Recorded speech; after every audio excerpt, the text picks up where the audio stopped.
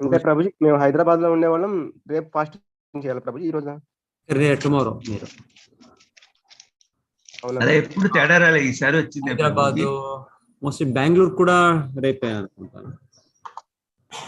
ఢిల్లీ వాళ్ళంతా వాళ్ళు అంటే ప్రభుజీ మేము హైదరాబాద్‌లో ఉండేవాళ్ళం. హైదరాబాద్, విశాఖపట్నం ఫుల్ మీరు తెలంగాణ, ఆంధ్రప్రదేశ్ అంతా మీకు టుమారోనే. మీకు మాకు ఇక్కడ ఈ కర్ణాటక అదంతా మోస్ట్లీ ఈ రోజు అనుకుంటా. బెంగళూరు తెలియదు నాకు. Bengaluru Prabhuji, any harm if we follow today? Hyderabad వాళ్ళు అది బెటర్. రేపే అదేమి వాళ్ళు ఇచ్చారో వాళ్ళు ఫాలో చేస్తే బెటర్. ఆ క్యాలెండర్ ఎప్పుడు అది డిఫరెన్స్ రాలేదు ప్రభుజీ, ఇవాళ ఈసారి వచ్చింది. కానీ ప్రభు మంగళూరు వాళ్ళు ఇవాళ చేస్తున్నారు అంటున్నారు, కర్ణాటక ఇవాళే అంటున్నారు కదా. బాంబే అంతా ఈ రోజు. బాంబే అంటే మరి అంటే మీ ఆధ్వర్యంలోనే కదా ఇదంతా జరుగుతోంది. మాతాజీ మీ ఆధ్వర్యంలోనే కదా ఇవన్నీ జరుగుతున్నాయి, మంగళూరు ఆధ్వర్యంలోనే కదా. అందుకని ఇవాళ చేసేసుకుంటాం కదా. డే మీకు ఎలా మీకు ప్లేస్ కి కొంత డిఫర్ అవుతుంది మాతాజీ, అది ప్లేస్ కి. సో ఇండియా హాఫ్ కొంత ఒకటేటు ఇంకోటి హాఫ్ వస్తుంది, కొన్ని మార్లు అలాగ వస్తుంది. అవును, అంటే అలా వస్తుంది. అలాంటప్పుడు ఏంటంటే పెద్దవాళ్ళే నిర్ణయం చేసుకుంటారు. అందుకని ఇప్పుడు మీరు చెప్పారు అనుకోండి, అప్పుడు ఆ రకంగా పాటించేస్తాం. ప్రభుజీ ఒరిస్సాలో ఎప్పుడు ప్రభుజీ? మీకు ఎల్లుండి ప్రభుజీ. రేపా ఒరిస్సాలో? Prabhuji Gujarat side Prabhuji, north west side ఈ రోజే గుజరాత్. ఇక్కడ మన వాళ్ళు పోస్ట్ చేశారు. హరే కృష్ణ ప్రభుజీ, ఇక్కడ పోస్ట్ చేశారు ఆ మంగళ కృష్ణను. మాకు రేపనే చూపించారు వాళ్ళు. కలకట్టా రేపు, హైదరాబాద్ రేపు, ఢిల్లీ రేపు, ఒరిస్సా, భువనేశ్వర్ రేపు, బృందావన్ రేపు, మాయాపూర్ రేపు. కరెక్ట్. ఈ రోజు ఉన్న వాళ్ళ లిస్ట్ చెప్పండి ప్రభుజీ. ఇక్కడేవో అన్ని మనకి అవే పెట్టారు వీళ్ళ 13 పెట్టారు. కేరళ, మ్యాంగ్లూర్, గోవా, ఇక్కడ బాంబే, ముంబై, పూనాను అనుకుంటాను మోస్ట్లీ. మ్యాంగ్లూర్ ఆఫ్టర్ 10:58 AM అని పెట్టారు ప్రభుజీ ఇక్కడ. మేము ఇవాళ పట్టణం చెయ్యమా, రేపు పట్టణం చెయ్యమా? రేపే చేసుకోవాలేమో మాతాజీ, అన్ని రేపే ఉన్నాయి మరి ఇక్కడ. ప్రభు చెప్పే చాలా మంది రేపే కదా, రేపే చేసుకుందాం. ఓకే, హరే కృష్ణ. హరే కృష్ణ ప్రభు. హరే కృష్ణ.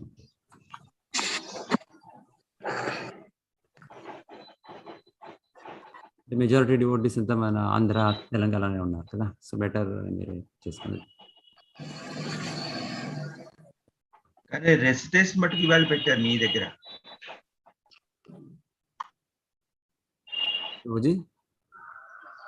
మ్యాంగ్లూర్ రెసిడెన్స్ భాగవతం, ఇది భగవద్గీత రెసిడెన్స్ మటుకు 12th ఏప్రిల్ అని పెట్టారు మరి ఇక్కడ.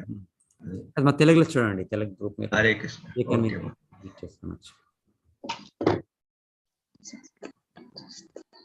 ఓం నమో భగవతే వాసుదేవాయ.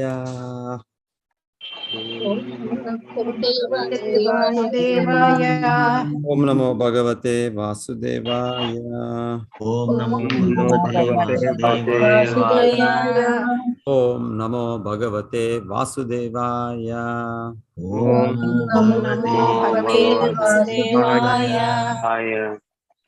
నారాయణం నమస్కృత్య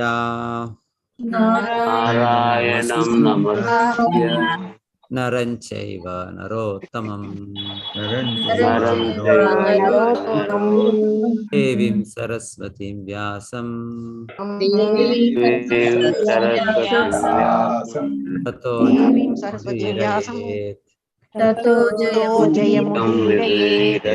నష్టప్రాయేషు అభద్రేషు నిత్యం భాగవత సేవయా భగవతి ఉత్తమ శ్లోకే భక్తిర్భవతి నైష్టికీ. శ్రీమద్ భాగవతం 2వ స్కందం 5వ అధ్యాయం 18వ శ్లోకం. సత్వం రజస్తమ ఇతి నిర్గుణస్య గుణాస్త్రయః స్థితిసర్గ నిరోధేషు గృహీతా మాయయా విభోః. సత్వం రజస్తమ ఇతి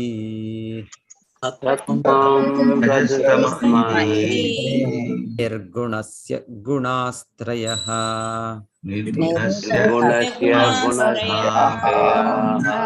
నిరోగేషు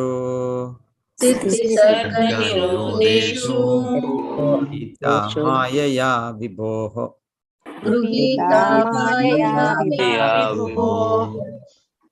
సత్వం రజస్తమ ఇతి నిర్గుణస్య గుణాస్త్రయః విసర్గ నిరోధేషు గృహీతా మాయయా విభోః. సత్వం సత్వగుణము, రజః రజోగుణము, తమః తమోగుణము, తమోగుణము, ఇతి వీటన్నింటిని, నిర్గుణస్య నిర్గుణుడు, గుణాః త్రయః త్రిగుణములు, పోషణము, సర్గ సృష్టి, నిరోధేషు లయమునందు, గృహీతాః అంగీకరించెను, మాయయ బాహ్యశక్తి ద్వారా, విభోః దేవదేవుడు. దేవదేవుడు విశుద్ధ ఆధ్యాత్మిక స్వరూపుడు, సమస్త భౌతిక గుణములకు పరమైన వాడు అయి ఉన్నాడు. అయినను భౌతిక జగత్తు యొక్క సృష్టి స్థితి లయముల కొరకు అతడు తన బాహ్య శక్తి ద్వారా సత్వ రజస్తమో గుణము స్వీకరించును. దేవదేవుడు విశుద్ధ ఆధ్యాత్మిక స్వరూపుడు, సమస్త భౌతిక గుణములకు పరమైన వాడు అయి ఉన్నాడు. అయినను భౌతిక జగత్తు యొక్క సృష్టి స్థితి లయముల కొరకు అతడు తన బాహ్య శక్తి ద్వారా సత్వ రజస్తమో తమో గుణములను స్వీకరించును. సూర్యప్రకాష్ రావు గారు చదవండి ప్రభుజీ భాష్యం. హరే కృష్ణ ప్రభు. భాష్యం. సత్వగుణము రజోగుణము తమో గుణము అనేది త్రిగుణముల ద్వారా వ్యక్తమయ్యేది బాహ్య శక్తి యొక్క ప్రభువు శ్రీకృష్ణ భగవానుడు. ఆ శక్తికి ప్రభు అయినందున అతడెన్నడూను అట్టి మహాశక్తిచే ప్రభావితుడు కాడు. కానీ జీవులు మాత్రం అట్టి ప్రకృతి గుణములచే ప్రభావితులయ్యేది లేదా ప్రభావితులు అయినట్టి వారే. భగవానుడు మరియు జీవుల నడుమ గల వ్యత్యాసం అది. జీవులు గుణరీతిని భగవానునితో ఏకమైనను ఆ గుణములను ప్రభావితులు కాగలరు అనగా ఆ గుణములకు ప్రభావితులు కాగలరు అనగా భవశక్తి బలములైనందున భౌతిక గుణములు నిక్కముగా భగవానునితో సంబంధములు కలిగి ఉన్నవి. కానీ అది యజమాని సేవకుల నడవగల సంబంధం వంటిది మాత్రమే. భగవానుడు భౌతిక శక్తిని నియమించువాడు కాగా భౌతిక జగమున బంధితులైన జీవులు యజమానులు గాని ప్రభువులు గాని కారు. పైగా వారు అట్టి శక్తిని దాసులకుటయో లేదా దానిచే నియమింపబడుటయో జరుగును. వాస్తవమునకు భగవానుడు నిర్మలాకాశము నందలి సూర్యుడు మరియు దాని కిరణముల భాతి తన ఆధ్యాత్మిక శక్తిచే అనగా అంతరశక్తి అంతరంగిక శక్తి నిత్యముగా విలసితుడై ఉన్నాడు. కానీ నిర్మలాకాశము నందు సూర్యుడు మేఘమును సృష్టించినట్లు అతడు కొన్ని మార్లు భౌతిక శక్తిని స్ఫురించుచుండును. మేఘపు చుక్కచే సూర్యుడు ఎన్నడూను ప్రభావితుడు కానట్టుగా అపరిమితుడగు భగవానుడు సైతము భౌతిక శక్తి చుక్కచే అనగా శ్రీకృష్ణ భగవాను అపరిమితమగు బ్రహ్మజ్యోతి కిరణ విస్తారమున కొన్ని మార్లు వ్యక్తమగునట్టున్నది, ప్రభావితుడు కాదు. హరే కృష్ణ ప్రభువుని ధన్యవాదాలు. కార్యకారణ కర్తృత్వే ద్రవ్య జ్ఞాన క్రియాశ్రయాః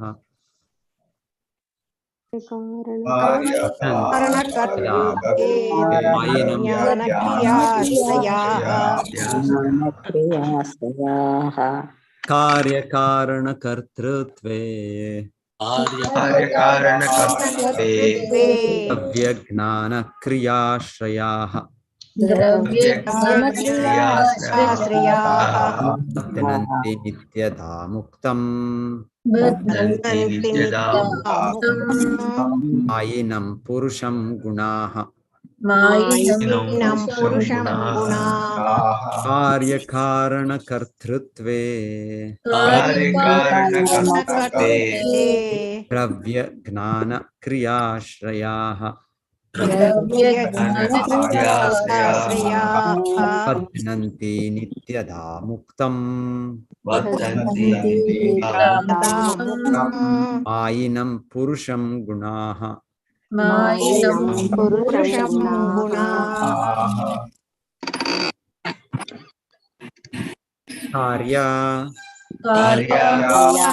కార్యము కారణము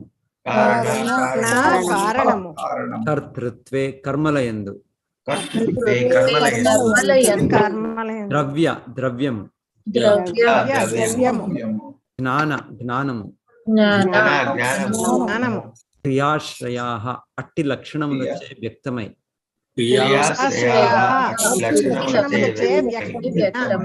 బధ్నంతి బంధించును నిత్యముగా ఉక్తం దివ్యుడు మాయినం భౌతిక శక్తిచే ప్రభావితుడై పురుషం జీవుడు గుణాః భౌతిక గుణములు ఈ త్రిగుణములు ఇంకను ద్రవ్యము జ్ఞానము కర్మలు అనురూపమున వ్యక్తమగుచు నిత్యముక్తుడగు జీవుని కార్యకారణములందు నిలిపి అట్టి కర్మలకు అతనిని బాధ్యుని చేయుచున్నవి. ఈ త్రిగుణములు ఇంకను ద్రవ్యము జ్ఞానము కర్మలు అను రూపమున వ్యక్తమగుచు నిత్యముక్తుడగు జీవుని కార్యకారణములందు నిలిపి అట్టి కర్మలకు అతనిని బాధ్యుని చేయుచున్నవి.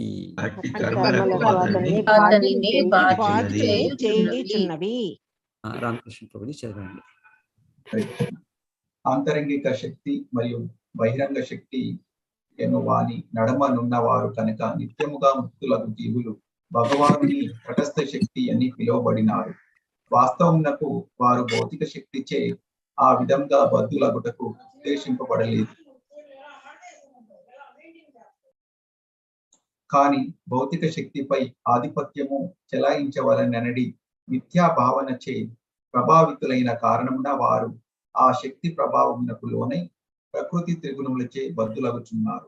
శ్రీకృష్ణ భగవానునితో నిత్యముగా వసించి ఉండవలసిన జీవుల విశుద్ధ జ్ఞానమును ఈ బహిరంగ శక్తి తప్పివేయుచున్నది. అట్టి ఆచ్ఛాదనము ఎడతెగినదై బద్ధ జీవుడు నిత్యముగా అజ్ఞాని అయినట్లు గోచరింపజేయును. మాయ భౌతికముగా సృష్టింపబడినట్లు వ్యక్తమయ్యేది బహిరంగ శక్తి యొక్క అద్భుత కర్మ అదియే. భౌతిక శక్తి ఆచ్ఛాదన వలన విజ్ఞాన శాస్త్రవేత్త భౌతిక కారణములకు వరముగా దాంచజాలడు. కానీ వాస్తవమునికి భౌతిక వ్యక్తీకరణముల వెనుక ఆదిభూత, ఆధ్యాత్మ, ఆది దైవ కర్మలు కలవు. అజ్ఞానమందున్న బద్ధ జీవుడు వానిని కాంచగలడు. ఆదిభూత వ్యక్తీకరణము జరా వ్యాధులను కూడిన జన్మ మృత్యు పరంపరను కలగచేయును. ఆధ్యాత్మిక వ్యక్తీకరణము ఆత్మను బంధించును. ఇక ఆదిదైవ వ్యక్తీకరణము నియంత్రణ విధానమై ఉన్నది. ఇవన్నీయును కార్యకారణములు మరియు బద్ధ కర్మల బాధ్యత ఎనువాని భౌతిక వ్యక్తీకరణములు. నిజమునకు ఇవి బద్ధ స్థితికి సంబంధించినటివి. అట్టి బద్ధ స్థితి నుండి మనుషుని ముక్తియే అత్యున్నత పూర్ణత సిద్ధి అయి ఉన్నది. ఓం జ్ఞానతిమిరాంధస్య జ్ఞానాంజనశలాకయా చక్షురున్మీలితం తస్మై శ్రీ గురవే నమః. నమో విష్ణుపాదాయ కృష్ణపృష్ఠాయ భూతలే శ్రీమతే భక్తివేదాంత స్వామినితి నామినే. నమస్తే సారస్వతే దేవే గౌరవాణి ప్రచారిణి నిర్విశేష శూన్యవాది పాశ్చాత్య దేశతారిణి. జయ శ్రీ కృష్ణ చైతన్య ప్రభో నిత్యానంద శ్రీ అద్వైత గదాధర శ్రీవాసాది గౌర భక్త వృంద. హరే కృష్ణ కృష్ణ కృష్ణ హరే హరే హరే రామ రామ రామ రామ హరే. సో ఇప్పుడు బ్రహ్మదేవుడు భగవంతుడు మన స్థానము చెప్తున్నారు. సో ఈ శ్లోకాల్లో భగవంతుడు ఎలా 3 గుణాలకి పరమైనను ఈ 3 గుణ తన భౌతిక శక్తి ఆ భౌతిక శక్తిని 3 గుణాలుగా భగవంతుడు ఎలా దాన్ని నియమిస్తున్నారు. సో దాని నుండి ఈ భౌతిక జగత్ని వ్యక్తం చేస్తున్నారు అని తెలిపిస్తుంది. దేవదేవుడు విశుద్ధ ఆధ్యాత్మిక స్వరూపుడు, సమస్త భౌతిక గుణములకు పరమైన వాడు అయి ఉన్నాడు. అయినను భౌతిక జగత్తు యొక్క సృష్టి స్థితి లయముల కొరకు అతడు తన బాహ్య శక్తి ద్వారా సత్వరజస్తమో గుణములను స్వీకరించును. సో ఒక చాలా మంచి ఎగ్జాంపుల్ ఇక్కడ చెప్తుండేది ఉపమానం. సో దాంతో మనకి కొంత అవగాహన అయినట్లు ప్రభుపాద వైద్య శాస్త్రం మనకు చెప్పేది. సూర్యం ఉంటుంది, సూర్య ప్రభ సన్షైన్, సూర్యకిరణాలు ఉంటుంది. సో అది ఎప్పుడు కూడా అది ఆకాశంలో అది నిర్మలంగా ఉంటుంది. అయితే ఆ సూర్యుడే సృష్టించే ఒక మేఘం, క్లౌడ్స్, అది మనకి కప్పబడుతుంది. సో మనకి అప్పుడు సూర్యుడు కనపడు. సూర్య కిరణాలు కొంత మబ్బుగా, కొంత అంధకారంగా కనపడు అనిపిస్తుంది. మనకి క్రింద నుండి ఆకాశం పైన చూసినప్పుడు మేఘము సూర్యుడిని కప్పబడిందేమో అని మనకి అలా అనిపిస్తుంది. సో అలానే బద్ధ జీవనంలో మాకు అనిపిస్తుంది. భగవంతుడి భౌతిక జగత్తుకి అవతరించినప్పుడు శ్రీకృష్ణుడు కూడా మనలాగే బద్ధ జీవుడేమిటో ఏమో, భగవంతుడు కూడా జన్మ మృత్యు దీంట్లో బంధనంలో ఉన్నాడేమో అని మనం ఎలాంటి మనము మేఘంలా క్రింద ఉన్నాం. అయితే మేఘం అనేది సూర్యుడిని శాశ్వతంగా అది కప్పబడే కాదు. కొంత కిలోమీటర్ మన ఉండే ఒక స్థలం నుండి మేము వెళ్తే అక్కడ మేఘం లేదు, అక్కడ సూర్యుడు కప్పబడలే. సూర్యుడు ఓపెన్గా నిర్మలంగా ఆకాశంలో కనపడతాడు. సో మనము ఈ 3 గుణాలతో బద్ధమై మనకి అలా అనిపిస్తుంది. సో ఈ భౌతిక కృష్ణుడు గీతాలు చెప్పేది త్రిగుణైర్ మోహితం నాభిజానాతి. మంచి ఒక శ్లోకాల సంపూర్ణ విశ్వము త్రిబీర్ గుణమయర్ భావైర్ మోహితం నాభిజానాతి. సంపూర్ణ విశ్వమే, అన్ని లోకాలు, అన్ని జీవులు, అన్ని జంతువులు, దేవతా పురుషులు కూడా వాళ్ళు సంపూర్ణ 3 గుణాల్లో వాళ్ళు మోహితులయ్యి వాళ్ళు నన్ను ఎరుగరు, నా ఒక దివ్యాసత్వం తెలియదు అని భగవంతుడు. మన స్థితి. మనము ఈ మేఘం అనే ఒక మాయా భ్రాంతిల దీని నుండి మనం కప్పబడి మనకి భగవంతుడు కనపడు, భగవంతుడు దివ్యస్థానం మనం ఎరుగము.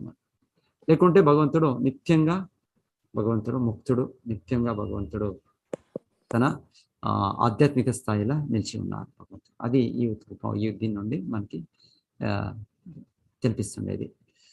సో అయితే మన స్థితి ఏమిటి అని నెక్స్ట్ శ్లోకాలు అయితే తెలుపుతున్నారు. కార్యకారణ కర్తృత్వే ద్రవ్య జ్ఞాన క్రియ శ్రయ. సో ఇవి కూడా గీతాల్లో కూడా భగవంతుడు అలాగే కార్యకారణ కర్తృత్వే ప్రకృతిర్ కేతురుచ్యతే జీవ సుఖ దుఃఖాన అని ఒక శ్లోక వస్తుంది. సుఖ దుఃఖానం హేతుర్ ఉచ్యతే అని. ఇది భౌతిక జగత్తు ఈ ప్రకృతి నియమాలు అవుతుండేది. ఇది 3 గుణాలు సత్వ రజస్ తమస్సు. ఇది మనకి భ్రాంతి శక్తి. భౌతిక జగత్తు ఈ వ్యక్తికి దీని ఒక మేనిఫెస్టేషన్. ఇక్కడ దాన్ని ఆది భౌతిక, ఆధ్యాత్మిక, ఆది దైవిక అని శ్రీల ప్రభుపాదులు భాష్యంలో ఎక్స్ప్లెయిన్ చేస్తున్నారు. కార్య కారణ ప్రకృతి మనం చేసే ఒక కార్యకలాపాలు బద్ధ జీవనంలో మళ్ళీ మనకు ఉండే ఇన్స్ట్రుమెంట్స్ ఆఫ్ యాక్షన్, ఇంద్రియాలు, దేహం, ఇదంతా. సో ఇది మనకి ఒక చక్రం భౌతిక జగత్తులో. దీన్ని ఒక బంధనంలో ఉంది.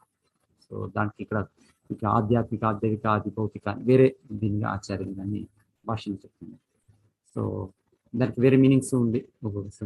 ఒక టైం మనకి భౌతిక జగత్తులో మనకు ఉండే దీన్ని 3 రకమైన క్లేశాలకు కూడా ఆధ్యాత్మిక, ఆది భౌతిక, దైవిక అని చెప్తాను.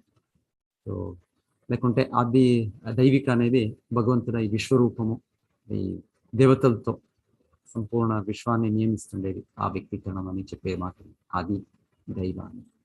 ఆదిభూత అంటే ఈ మన బయట భౌతిక ప్రకృతి అని స్పెసిఫిక్గా చెప్పచ్చు. ఆధ్యాత్మ అంటే మన దేహము, మనస్సు అని చెప్పచ్చు. సో ఎనీవే ఇది మూల మన జీవాత్మలకి ఇది మనకి బంధించింది. ఈ ప్రకృతి వేరే వేరే ఒక ప్రమాణంగా బంధించింది మనకి. సో ఇక్కడ చెప్పిన కారణాలు మనకి కనిపిస్తుంది శాస్త్రవేత్తలకి.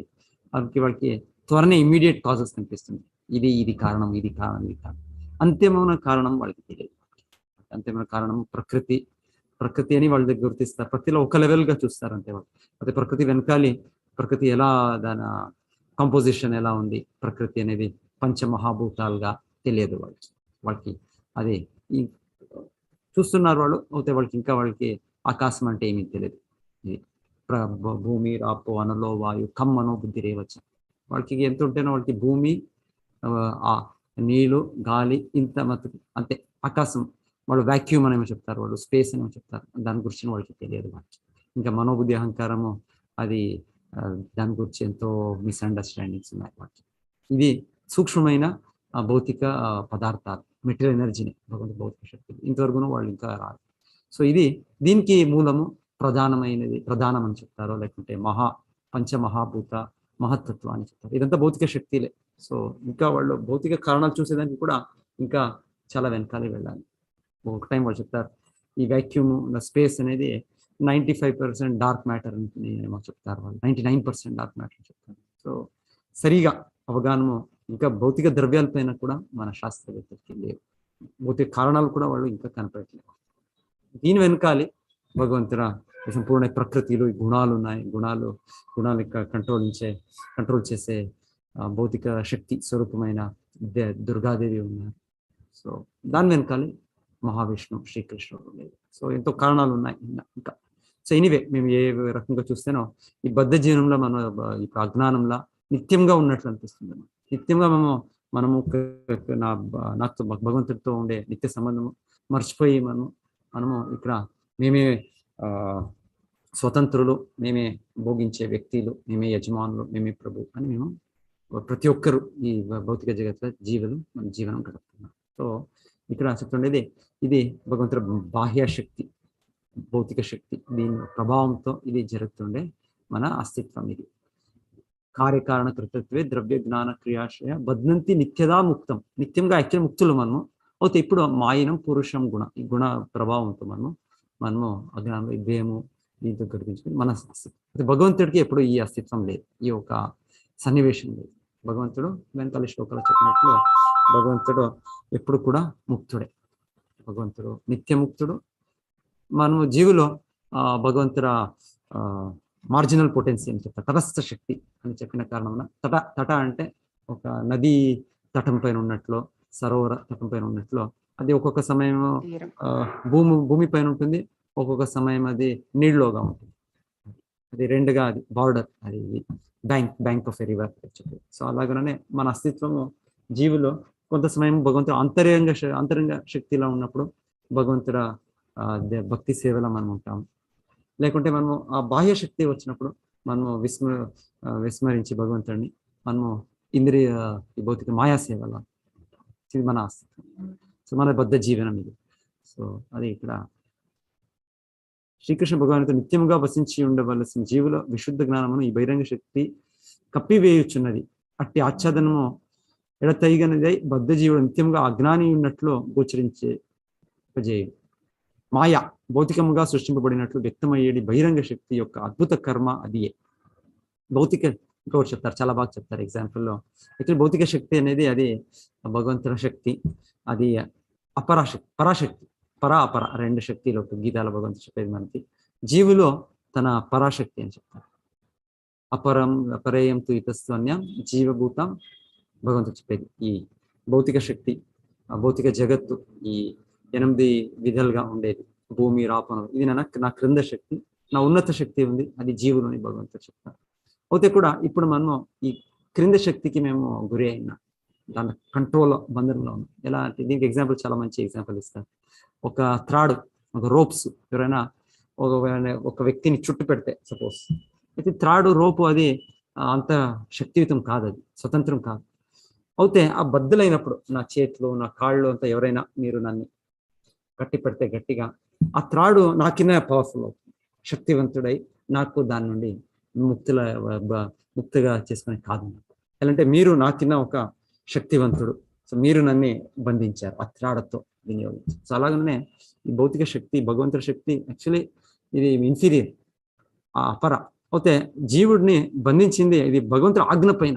సో భగవంతుడు సర్వశక్తుడు, సో దానిపైన ఈ త్రాడ్ అది మనని ఎలా ఒక త్రాడ్ని ఒక పవర్ఫుల్ పర్సన్ ఒక లెస్ పవర్ఫుల్ పర్సన్ బంధించారు, అట్లా భగవంతుడు ఆదేశం పైన భగవంతుడు ఆ ఇచ్చ నుండి మనం జీవులో బంధించింది.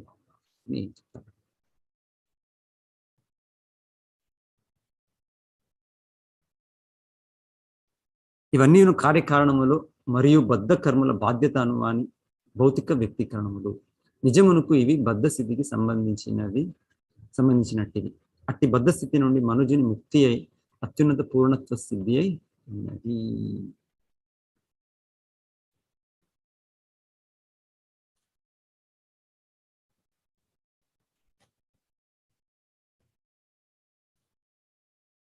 ఆధ్యాత్మ, ఆదిభూత, దైవ. భగవంతుడు 8వ అధ్యాయం చెప్పే అర్జునుడు ప్రశ్నించేది కిం ఆధ్యాత్మ, కిం ఆదిభూత, కిం అధిదైవ, ఇదేమి చెప్పండి దీని గురించి అని చెప్పేది కూడా చూస్తాం మనం. సో ఇది భౌతిక జగత్తులో ఇది మనకి కంట్రోల్ చేసేది భౌతిక జగత్తులో. ఆధ్యాత్మిక జగత్తులో భగవంతుడు నేరంగా భగవంతుడ అంతరంగ శక్తి ఉంది. సో అది మన సహజ స్థితి, అది నిత్యముక్త స్థితి.